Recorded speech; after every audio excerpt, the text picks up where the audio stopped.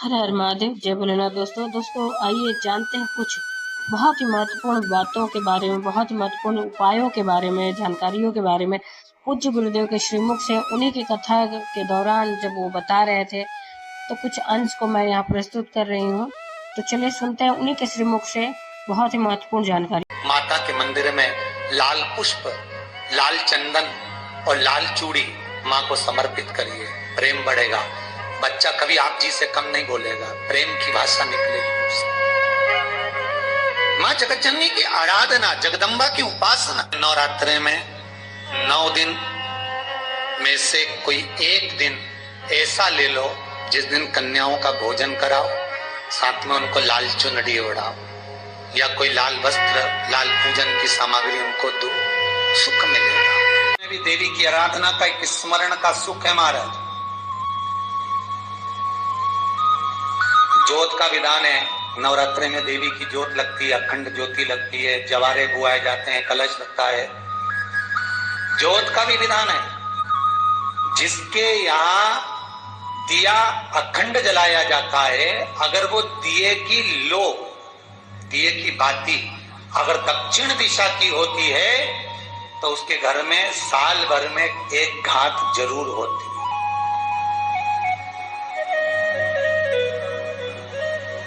जो दिया अखंड जलता है उसकी बाती का मुख दक्षिण का नहीं होना चाहिए। अगर आपने देवी भागवत का स्मरण करा हो, देवी भागवत को अगर सुना हो, तो देवी भागवत में स्पष्ट किया गया कि पूर्व की ओर मुख करा हुआ दिया, अर्थात पूर्व की ओर ज्योत जो जलाई जाती है वो संपदा की वृद्धि करती है। पश्चिम की ओर मुख कर कर जो ज्योत लगाई जाती है महाराज, वो वैभव को देती है। और उत्तर की ओर जो मुख कर कर ज्योत जलाई जाती है, उत्तर की ओर जो ज्योत का मुख रहता है वो आयु की वृद्धि करती है, घर में अकाल मौत को रोकती है।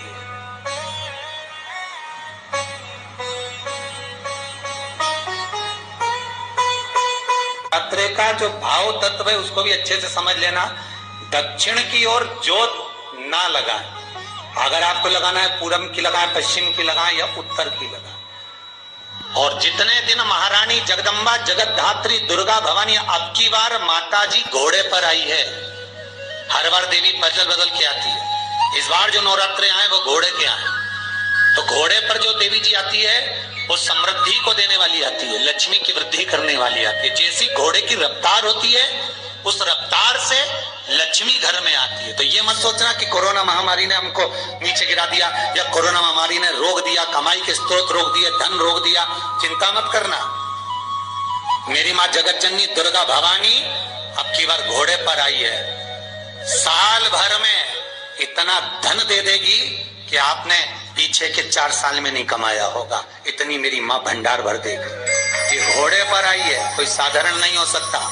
देवी भागवत में स्पष्ट किया गया, जब जगदम्बा मगर पर आती है उसका भाव अलग है, और जगदम्बा जब हाथी पर आती है उसका भाव अलग है, और जगदम्बा जब घोड़े पर आती है तो जगत को समृद्धिवान बना देती है, वैभव में कमी नहीं आती। अभी भले दुनिया के लोग अभी रोते हैं कि पैसा नहीं आ रहा, कोरोना महामारी ने सब तोड़ दिया, रोक दिया, पर चिंता ना करना, मेरी माँ अगर घोड़े पर आई है तो उसका सुख आपको जरूर मिलेगा। एक जरा सी मिट्टी की दुकान भी अगर आप खोल कर बैठेंगे तो चांदी और सोना के बराबर कमाएंगे, इतना धन देगी वो माँ। साधारण नहीं है मेरी माता। तात्विक सुख का आनंद देने वाली, लाभ तत्व प्रदान करने। और नवरात्रि में भी अगर आपकी कोई कामना है, आपकी अगर इच्छा है, आपका मन है, तो जगतजननी की आराधना करो। पति और पत्नी में अगर क्लेश है तो जगदम्बा के मंदिर में मक्खन चढ़ाओ, प्रेम बढ़ जाएगा। आपको लगता है कि पति कोई अन्य स्त्री से लगा हुआ है या परिवार टूट रहा है, तलाक तक पहुंच गया है, तो माता के मंदिर में आप ध्वजा लगवाइए, उस ध्वजा पर मक्खन लगाकर लगवाइए, आपको लाभ मिलेगा।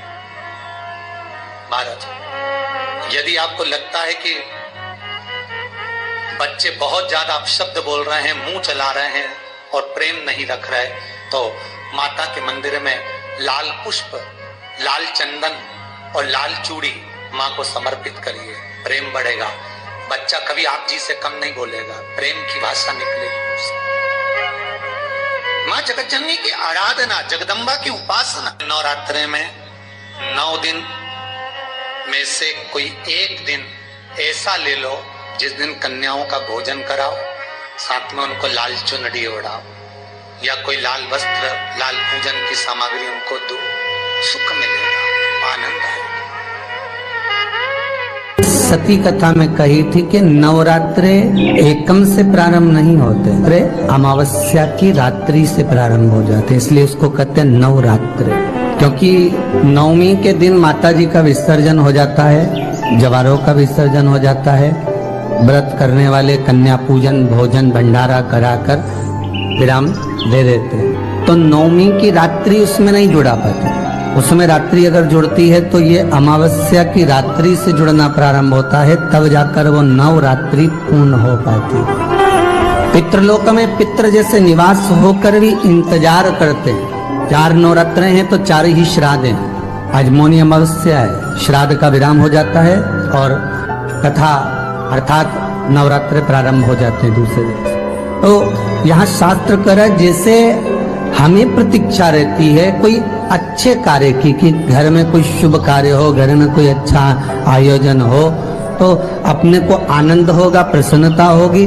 उसी तरह हमारे जो पूर्वज चले गए, जो पूर्वज चाहे वो अधोगति में गए हों, चाहे वो देवगति में गए हों, चाहे वो पितृलोक में निवास कर रहे हों, तो जितने भी पितृलोक में निवास करने वाले पूर्वज होते हैं वो भी ये विचार करते हैं कि हमारे घर के वंश द्वारा, हमारे वंशजों द्वारा कोई ऐसा सत्कर्म हो जिससे हमारे जीवन की वितृप्ति हो और हमें आनंद की अनुभूति हो। और ध्यान दीजिएगा महाराज, आपको चैत्री नवरात्रि का स्मरण होगा, आपको शरदी नवरात्रि का स्मरण होगा, पर जो आषाढ़ में और माघ में जो नवरात्रे पढ़ते हैं इसका एक आनंद ही दूसरा रहता है।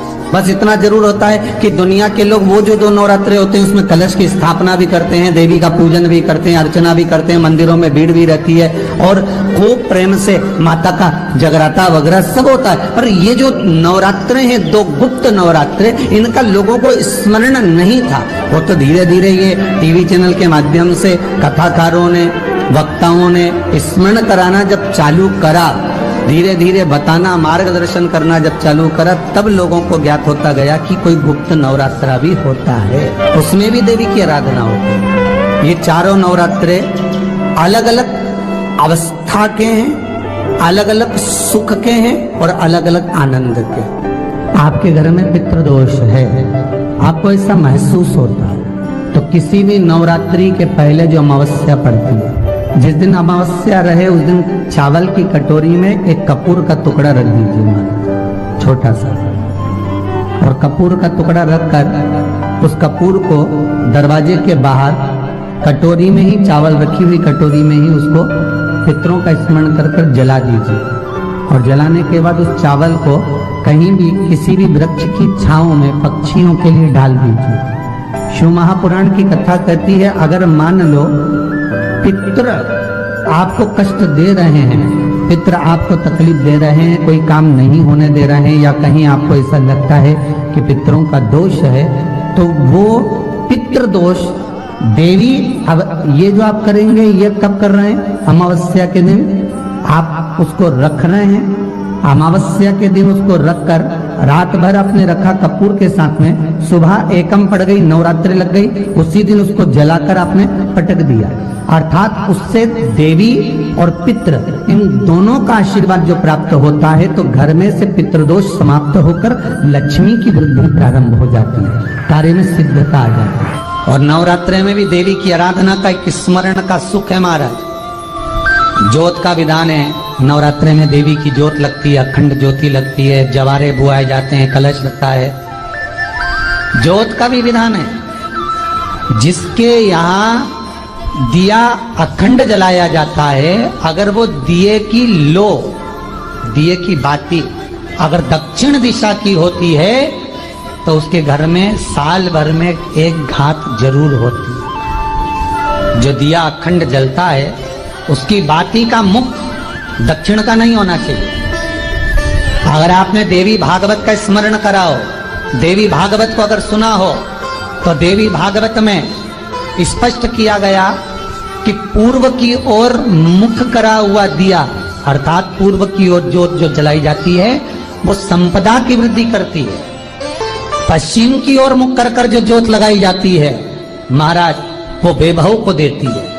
और उत्तर की ओर जो मुख कर ज्योत जलाई जाती है, उत्तर की ओर जो ज्योत का मुख रहता है वो आयु की वृद्धि करती है। तो उम्मीद करते हैं जानकारी आपको अच्छी और उपयोगी लगी होगी। अगर अच्छी और उपयोगी लगी तो एक लाइक छोटा सा अवश्य करिए। आप पहली बार मेरे चैनल पे आए तो मेरे चैनल को सब्सक्राइब करिए, बेल नोटिफिकेशन अवश्य दबाइए, जिससे आने वाले वीडियो आपको समय से प्राप्त होते हैं। दोस्तों कोई भी प्रश्न या सुझाव कमेंट बॉक्स में लिख सकते हैं। फिर मिलते हैं दोस्तों एक नई जानकारी के साथ नए वीडियो में। तब तक के लिए जय भोलेनाथ, हर हर महादेव, श्री शिवाय नमस्तुभ्यम। धन्यवाद दोस्तों।